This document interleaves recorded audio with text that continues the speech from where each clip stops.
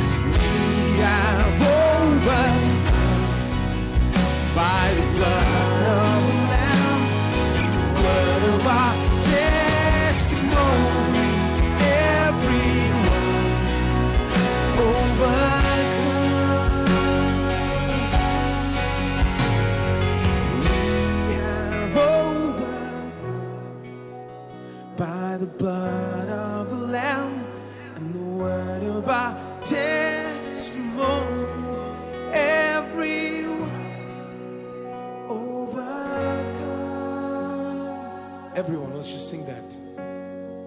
We have overcome by the blood of the Lamb and the word of our testimony. Everyone overcomes.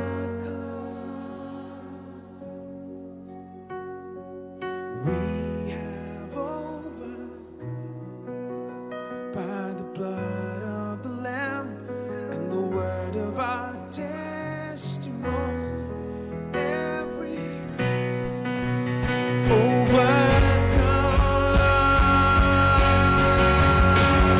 We have overcome by the blood of the Lamb and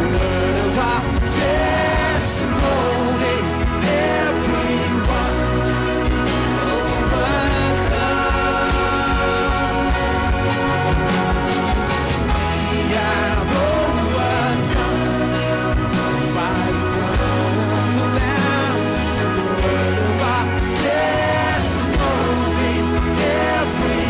Everyone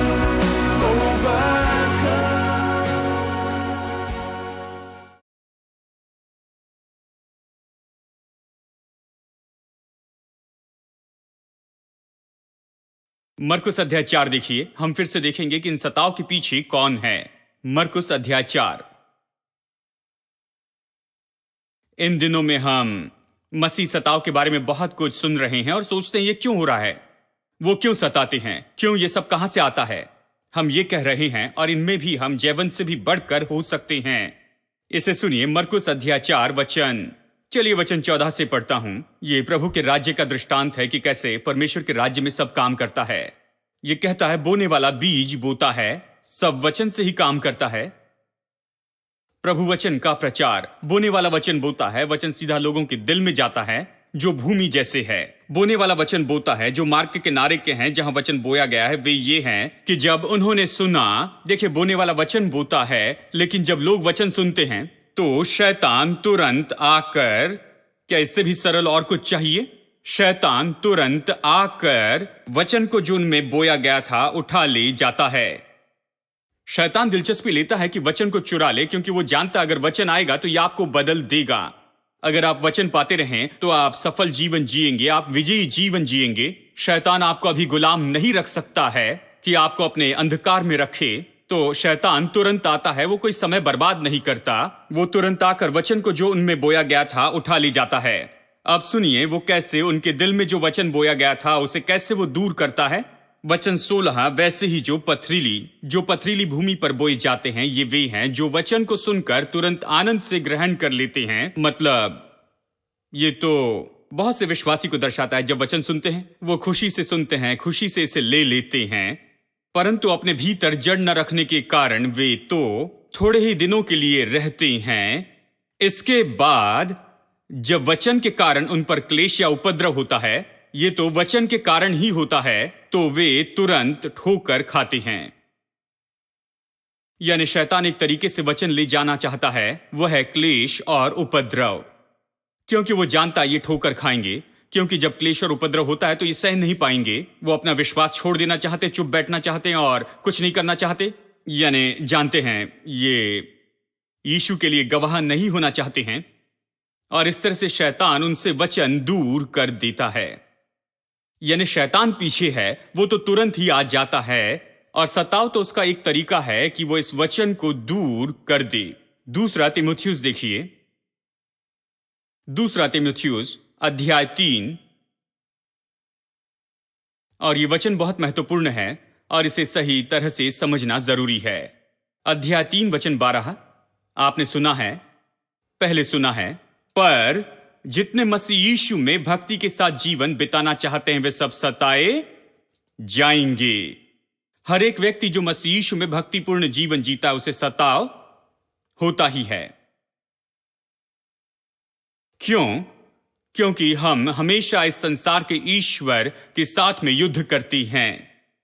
हम हमेशा शैतान के विरुद्ध में होते हैं, हम हमेशा उसके विरुद्ध में जाती हैं, हम उसके मार्ग में रुकावट डालते हैं। यानी वो सब जो भक्तिपूर्ण जीवन जीते हैं वो सताए जाएंगे। देखिए, अब मैं पुराने जमाने में इस वचन को इस तरह से समझता था, यदि भक्तिपूर्ण जीवन जीते हैं तो परमेश्वर आपको सताएगा ताकि आप भक्तिपूर्ण जीवन जिए। जानते हैं, जैसे पुराने दिनों में वो ऐसे कहते थे, अमेरिका जैसे देशों में पुराने जमाने के लोग ऐसा विश्वास करते थे, यदि आप चाहते हैं कि स्त्री को ऐसे ही दबाकर रखें, वश में रखें, वो कहते हैं उसे प्रेग्नेंट रखो और उसे हमेशा नम्र ही रखो। यानी वो उसी में बिजी होती है, उसका काम है कि बच्चे को जन्म दे, उसमें व्यस्त रखे। मैं सोचता हूं उन दिनों में स्त्रियों के बारे में ऐसे ही सोचते थे। तो मैंने सोचा कि जैसे हम उद्धार पाते हैं तो परमेश्वर सोचता है कि ठीक है, इसे काफी सताव दो ताकि ये बिल्कुल सही बना रहे। तो मैंने सोचा जो भक्तिपूर्ण जीवन जीते हैं वो सताव सहते जाएंगे, क्योंकि सोचा परमेश्वर हमारे लिए यही तो चाहता है। ये कभी ऐसी बात नहीं जिसे परमेश्वर ने हमारे लिए चाहा, सताव ऐसी बात नहीं जो परमेश्वर हमारे लिए चाहता है। सताव तो ऐसी बात है जो आता है क्योंकि हम इतने आशीषित होते हैं, इतनी उन्नति करते जाते हैं, हम इतने विजयी हो जाते हैं कि हम शैतान के फंदे से निकलते हैं और विजयी जीवन जीते हैं। शैतान इसे नफरत करता है और वो इस तरह से नहीं चाहता है, और इसलिए वही तो है जो इन सारे सताव के पीछे होता है। मैं चाहता हूं इसे समझ ले, परमेश्वर वो नहीं है जो आपको सताए रखता है कि आप नम्र रहें और सही बने रहें। नहीं,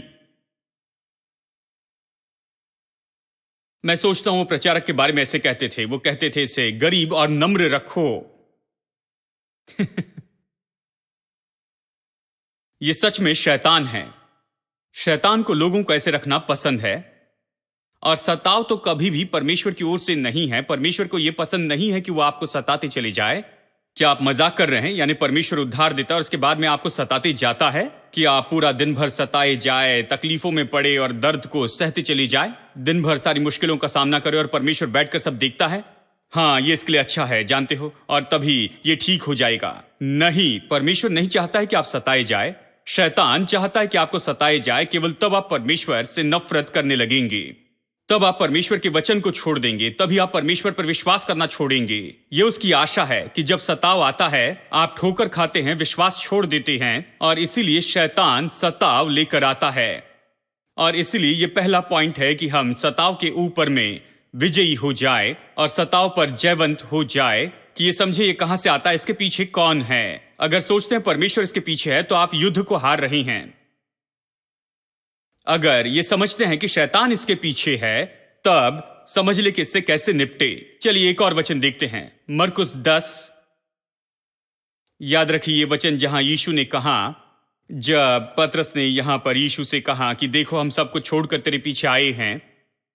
याद है पतरस ने ये कहा और यीशु ने उसे जवाब दिया, मरकुस 10:29 में, यीशु ने कहा, मैं तुमसे सच कहता हूं कि ऐसा कोई नहीं जिसने मेरे और सुसमाचार के लिए घर या भाइयों और बहनों या माता या पिता या बाल बच्चों को या खेतों को छोड़ दिया, सुसमाचार के लिए सब छोड़ा, और अब इस समय 100 गुना न पाए। गौर से सुनिए, घरों और भाइयों और बहनों और माताओं और बाल बच्चों और खेतों को, पर सताव के साथ। क्या आपने इसे देखा है? लोग तो 100 गुना प्रतिफल के बारे में कहते हैं, लेकिन ये 100 गुना प्रतिफल तो सताव के साथ में आता है।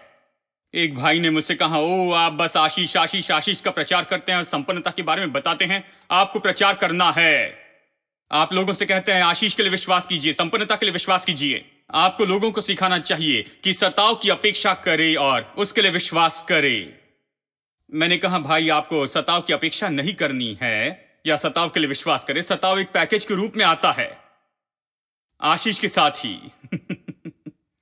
सताव के लिए क्यों विश्वास करना चाहते हैं? मैं इसलिए प्रचार नहीं कर रहा कि आप सताव के लिए विश्वास करें, नहीं। मैं आपको आज सताव के बारे में बता रहा हूं कि आप जान ले कि इससे कैसे निपटे और इस पर कैसे जय पाए, और जब आप इसका सामना करते हैं तो इसके ऊपर कैसे जयवंत हो। आपको सताव के बारे में चिंता करने की जरूरत नहीं, उसकी अपेक्षा नहीं करनी, आपको उसके लिए विश्वास नहीं करना है। वो तो आएगा ही। हेलो। वो सारी आशीषों के साथ में आएगा। सताव के साथ में यह आता है, 100 गुना आशीष आती है सताव के साथ में। अब सताव से कैसे निपटते हैं? देखिए, यीशु इसे अच्छे से समझ गया। मनुष्य के रूप में आया, मनुष्य जैसे जिया और इस संसार में सताव का सामना किया, लेकिन वो विजयी था। वो सताव के ऊपर में जयवंत से भी बढ़कर था। चलिए, यूहन्ना के सुसमाचार में मैं आपको दिखाऊंगा कि यीशु ने इससे कैसे निपटा। यूहन्ना अध्याय 5, और चलिए वचन 15 से पढ़ता हूं। यूहन्ना का सुसमाचार अध्याय 5। वो चला गया। किसके बारे में कह रहा है? ये तो उस मनुष्य के बारे में कह रहा है जो बेतसदा के उस हौदी के पास में बैठा था 38 साल से। ये बहुत बड़ा समय है कि वहां पर वो चल फिर नहीं सकता था। ये व्यक्ति बीमार था और 38 साल से ये चल नहीं सकता था। यीशु वहां पर आता है और एक बड़ा चमत्कार होता है। यीशु उससे कहता है कि अपना बिस्तर उठा और चल। वो चंगा हो जाता है। वो क्या करता है देखिए, यहां पर ये बताया गया, वो चले गया और उसने यहूदियों को बताया कि यीशु ने उसे चंगा किया है, और इस कारण यहूदी यीशु को सताने लगे चंगाई के लिए। देखिए, यीशु ने कुछ बुरा नहीं किया था, इसने अच्छा किया था। इस व्यक्ति को चंगाई दी थी जो 38 साल से बीमार था। उन्होंने उसे सताया। वो उसे मार देना चाहते थे क्योंकि वो ऐसे काम सबके दिन करता था। सबके दिन में ऐसी मांग थी कि कोई काम नहीं करना था। लेकिन इसी दिन यीशु इसके पास में आता है और कहता, अपना बिस्तर उठा और चल। ये तो काम था। ये कितने अजीब लोग होंगे जानते हैं? वो तो इसके बारे में खुश नहीं थे कि ये मनुष्य अब चल रहा है 38 साल के बाद में। वो सोच रहे थे कैसे व्यवस्था तोड़ी गई है। सब्त के दिन चंगाई नहीं देनी है। कैसे कह सकते हो अपनी खाट उठा और चल? क्योंकि हम सब के दिन कुछ उठाकर नहीं चलते हैं, क्योंकि ये सब तो काम होता है। और वो सब उसे सताने लगे और वो उसे मारने की योजना बनाने लगे। मतलब इतना सताव कि वो तो यीशु को मार देना चाहते थे। ये पागलपन है। इसलिए मैं विश्वास करता हूं शैतान इसके पीछे था।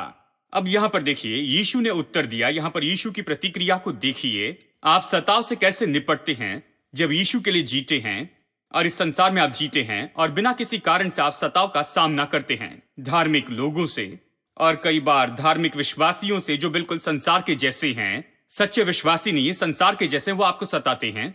आप सताव से कैसे निपटते हैं? यह जवाब देखिए, क्योंकि यहां पर मैंने इसे सीखा है। इस पर यीशु ने उनसे कहा, मेरा पिता अब तक काम करता है और मैं भी काम करता हूं। उसने कहा, सुनो, तुम्हें पसंद नहीं, लेकिन मुझे ये करना है क्योंकि मेरा पिता ये काम करता है और मैं पिता को जो करते देखता हूं वही मैं करता हूं। मैं ये नहीं देख सकता कि तुम्हें पसंद है या नहीं। मुझे परवाह नहीं, मुझे सताओ या फिर मुझे मार दो, मैं इसे करते रहूंगा क्योंकि मेरा पिता चाहता है कि मैं इसे करूं। ये एक अच्छा व्यवहार है। आप सोचते हैं कि लोग क्या सोचेंगे, ये सोचते हैं कि लोग आपको सताएंगे या आपके साथ में खड़े रहेंगे या आपके विरुद्ध में खड़े रहेंगे, ये सोचते रहते हैं, तो आप कभी कोई काम नहीं कर पाएंगे। आपको बस वही करते चले जाना है जो पिता आपसे कहता है। मेरे जीवन में ये सबसे बड़ा पाठ मैंने सीखा है। चलिए आगे पढ़ते हैं, इसमें और भी बहुत कुछ है। वचन 18, इस कारण यहूदी और भी अधिक उसे मार डालने का प्रयत्न करने लगे, क्योंकि वह न केवल सबके दिन की विधि को तोड़ता परंतु परमेश्वर को अपना पिता कहकर अपने आप को परमेश्वर के तुल्य भी ठहराता है। इस पर यीशु ने उनसे कहा, मैं तुमसे सच सच कहता हूं, पुत्र आप ही कुछ नहीं कर सकता, केवल वो जो पिता को करते देखता है, क्योंकि जिन जिन कामों को वो करता है उन्हें पुत्र भी उसी रीति से करता है। कहता है पुत्र अपनी ओर से कुछ नहीं करता, पिता को जो करते देखता है वही करता है, क्योंकि पिता पुत्र से प्रीति रखता है और जो जो काम वो करता है वो सब उसे दिखाता है, और वो इससे भी बड़े काम उसे दिखाएगा ताकि तुम अचंभा करो। वो कहता है, देखो मैं इसे नहीं रोक सकता, पिता ने इसे किया है इसीलिए मैं इसे करता हूं। मैं पिता को जो करते देखता हूं वही करता हूं। आज सुबह मैंने देखा कि पिता ने इससे कहा कि उठ खड़े हो, ये खड़े होकर अपना बिस्तर उठाए और चले, तो मैंने इससे कहा कि अपना बिस्तर उठा और चल, और ये चला। ये तो पिता का काम है, मैंने बस पिता का काम किया है। माफ करना सबके दिन में मैंने तुम्हें परेशान किया, लेकिन ये पिता का काम है और मैं इसे करते चली जाऊंगा, और इससे भी बड़े बड़े काम पिता आने वाले दिनों में तुम्हें दिखाएगा। वो कहता है मैं अपना काम रोकूंगा नहीं, मैं इसे करते जाऊंगा। उसने कहा। ओरल रॉबर्ट्स प्रभु के महान दास, वो बहुत लोगों के लिए प्रेरणा थे। बहुत साल पहले सेवकाई शुरू की तो बहुत गरीब प्रचारक थे। एक छोटे पेंटिकॉस्टल चर्च में अमेरिका के किसी कोने में उन्होंने कहा उनकी तनख्वाह इतनी भी नहीं थी कि वो अपने घर का किराया दे सके, और उनकी शादी हुई थी, उन्हें एक बच्चा था। अपने अपार्टमेंट का किराया देने के लिए उनके पास काफी पैसा नहीं था। गरीब प्रचारक थे, तो उन्हें अपने चर्च के एक एल्डर के घर के एक कमरे में रहना पड़ा। एक दिन उनकी पत्नी ने सामान पैक किया और वो घर चली गई। कहा जब तुम्हें अपार्टमेंट मिलेगा, इतनी तनख्वाह होगी कि अपार्टमेंट किराए पर ले सको, तब वापस आऊंगी। और तब उनको ये बात समझ में आई, तो वो सोचने लगे अपनी गरीबी के बारे में, अपने नीचे होने के बारे में और अपनी दशा के बारे में, और सोचने लगे मैं बाइबल का प्रचार करता हूं, जीवित परमेश्वर का प्रचार करता हूं, तो फिर मैं ऐसा क्यों हूं और लोग ऐसी दशा में क्यों हैं और चर्च ऐसा क्यों है। ये 1940 की बात है जब चर्च ये बातें नहीं समझता था, और वो बहुत ही परेशान हो गए। और एक दिन उन्होंने निर्णय लिया कि वो नए नियम को पढ़ेंगे और देखेंगे कि यीशु सच में क्या है। उन्होंने सोचा हम जो प्रचार कर रहे हैं उसमें कुछ गलत है, इसलिए मैं ऐसा हूं, तो मैं देखता हूं कि क्या गलत है। वो बैठकर इसे पढ़ने लगे। अपने घुटनों पर आकर उन्होंने सुसमाचार पढ़ा, मत्ती, मरकुस, लूका, यूहन्ना 200 बार पढ़ा। क्या विश्वास करेंगे? 200 बार उन्होंने पढ़ा मत्ती, मरकुस, लूका, यूहन्ना। उन्होंने इसे बार बार बार बार बार बार बार बार इसे पढ़ा। इसे पढ़ते पढ़ते पढ़ते चले गए जब तक ये उनमें ना आ गया। फिर 4 सुसमाचार का सारांश केवल 2 शब्दों में कह दिया। 4 सुसमाचार के बारे में क्या कहा? 200 बार पढ़ने के बाद उन्होंने कहा परमेश्वर भला है। उन्हें यही कहना था। इन्होंने अपने जीवन की बड़ी खोज की। ये गरीब प्रचारक दुख उठा रहे थे, कुछ नहीं था, नहीं समझ पा रहे थे कि ये गड़बड़ी क्यों है। नया नियम पढ़ने के बाद में उन्होंने जाना कि परमेश्वर भला है। यही उन्होंने सबसे बड़ी खोज की, और जब भी प्रचार करते थे इसके बारे में बताना भूलते नहीं थे। कहते परमेश्वर भला है, परमेश्वर भला है। फिर उन्होंने बीमारों के लिए प्रार्थना करनी शुरू कर दी, क्योंकि नए नियम में उन्होंने ये एक बात पढ़ी थी। वो जानते थे कि यीशु चंगाई देना चाहता है। उसने किसी को बीमार नहीं किया, चंगाई देना चाहता है। तो उन्होंने बीमारों के ऊपर हाथ रखकर उनके लिए प्रार्थना करना शुरू कर दी, और वो चंगे होने लगे। इस तरह उनकी सेवकाई बढ़ी। और एक पुराने प्रचारक जो उनके साथ में रहते थे, मुझे याद है वो हमेशा कहते थे ओरल रॉबर्ट्स के बारे में कि जब वो प्रचार शुरू करते, कहते परमेश्वर भला है 1940 में, और लोगों पर हाथ रख के प्रार्थना करते थे। ये नई बात थी, और कोई भी डिनोमिनेशन, किसी भी चर्च के डिनोमिनेशन चाहे जो भी हो, उन्होंने उसके लिए कोई मदद नहीं की। यहां तक कि उनके खुद के डिनोमिनेशन ने उनके साथ खड़े नहीं रहे। और सच में केवल वो उनके साथ खड़े नहीं रहे, लेकिन उनकी ओर संदेह से देखने लगे। और बहुत से लोगों ने जो वो कर रहे थे उसके लिए उन पर दोष लगाया। ये नया संदेश क्या है कि परमेश्वर भला है? अजीब सा संदेश, ये कहां से मिला इन्हें? बीमारों को चंगाई देने की ये नई बात क्या है? ये कहां से मिला? उन्होंने कहा कि ये एक झूठे हैं, और कहा कि ये, और इस तरह से बताया कि ये जो कुछ भी कर रहे हैं ये झूठ है, ये छलावा है। हर तरह का उन्होंने नुकसान किया। मसीही लोगों ने उन्हें नुकसान पहुंचाने के लिए बहुत कुछ किया। और जानते हैं ये संसार में पूरे सताव को बढ़ाने लगा। संसार के लोग तो बिल्कुल तैयार होते हैं। उन्होंने सोचा कि ये तो एक बड़ा फ्रॉड आया है, चंगा करने का ये दावा करता है, ये और वो कहता है, और वो इसे बस फैलाने लगे, हर जगह पत्र में लिखने लगे। और उनका नाम तो हर जगह फैलते चला गया, खासकर उनके बारे में बुरी बातें लिखी गई। मैं कुछ साल पहले उन्हें देख रहा था। वो 92 साल की उम्र में मरे। कुछ साल पहले जनवरी में 92 साल के थे। मैंने उन्हें देखा 3-4 साल पहले ओरल रॉबर्ट यूनिवर्सिटी में प्रचार कर रहे थे। उस ऑडिटोरियम में मैंने टेलीविजन पर देखा कि वो बैठकर प्रचार कर रहे थे रिवॉल्विंग चेयर पर। ये तो बस नए नियम से एक के बाद एक पन्ने से ऐसे कोट करते चले जा रहे थे, इतने बूढ़े व्यक्ति। मैं तो चौंक गया। वो अर्थ बता रहे थे, हिब्रू शब्द और ये सब बता रहे थे। मतलब दिमाग इतना काम कर रहा था और ये सब, मन जिसमें इतनी स्पष्टता थी, इतने बुढ़ापे में भी वो प्रचार कर रहे थे। और उन्होंने कहा, जानते हैं, यदि आप उन सभी लोगों को लेकर आए जो मेरे विरुद्ध में थे, जो मेरे विरुद्ध में लिखने लगे, मेरे बारे में गलत कहा और मुझे झूठा व्यक्ति कहा और ये सब, जब मैंने शुरू किया था और उन्हें एक साथ लेकर आए, उन्होंने कहा उस ऑडिटोरियम में 7,000 लोग बैठ सकते थे। उन्होंने कहा कि इस पूरे ऑडिटोरियम में वो लोग नहीं समा पाएंगे। इतने लोगों ने मेरा विरोध किया, इतने हजारों लोगों ने, यानी हजारों लोगों ने मेरा विरोध किया जब मैंने शुरू किया था तब। लेकिन फिर उन्होंने कहा, उनमें से एक भी जो कुछ भी मैं करना चाहता था उसे रोक नहीं पाया। मुझे जिस काम के लिए बुलाया गया मैंने उसे पूरा किया। मुझे वो पसंद हैं। मैं सोचता हूं वो जयवंत से भी बढ़कर हैं। हां, ये जयवंत से भी बढ़कर हैं। सताव के बारे में आप में यही मनोदशा होनी चाहिए। सताव आपको धीमा नहीं करना चाहिए। आपको एक पल भी बर्बाद नहीं करना है। 1 सेकंड, 1 घंटा, 1 दिन, 1 महीना, 1 साल बर्बाद न किया जाए। बस सताव के बारे में सोचते हुए कि सताव के कारण आप खुद के बारे में खेद महसूस करें। आपको वही करना है जो यीशु ने किया। सताव के बावजूद भी आप वही करते रहे जो परमेश्वर ने आपसे कहा है कि आप अपनी दौड़ को पूरी कर सके।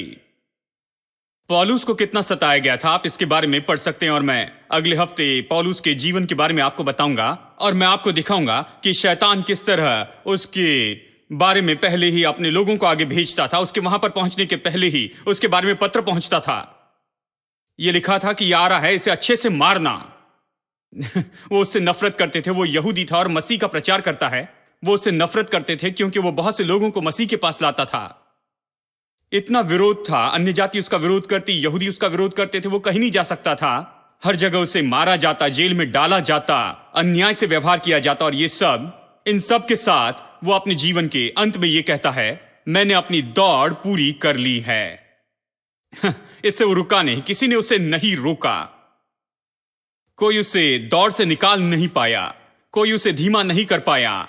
वो उसे करते रहा जिसके लिए परमेश्वर ने उसे बुलाया था। और सताव तो हमेशा वहां पर था, लेकिन वो हमेशा सताव के ऊपर में विजयी था। और इसीलिए वो रोमियो 8 में कहता है, सताव, क्लेश, संकट, उपद्रव या अकाल या नंगाई, जोखिम, परंतु इन सब बातों में हम उसके द्वारा जिसने हमसे प्रेम किया है, हम जयवंत से भी बढ़कर हैं। देखिए, ये विजेता की मनोदशा है। आप जीवन में कुछ करना चाहते हैं, जीवन में परमेश्वर की इच्छा को पूरा करना चाहते हैं, तो जब लोग आपको सताते हैं तो आप खड़े रहकर ऐसे देखकर रो नहीं सकते हैं, इस पर समय बर्बाद नहीं कर सकते हैं। लेकिन आपको वो करते चले जाना है जिसके लिए प्रभु ने आपको बुलाया है। केवल इसी तरीके से प्रभु ने जिसके लिए बुलाया उसे आप पूरा करेंगे।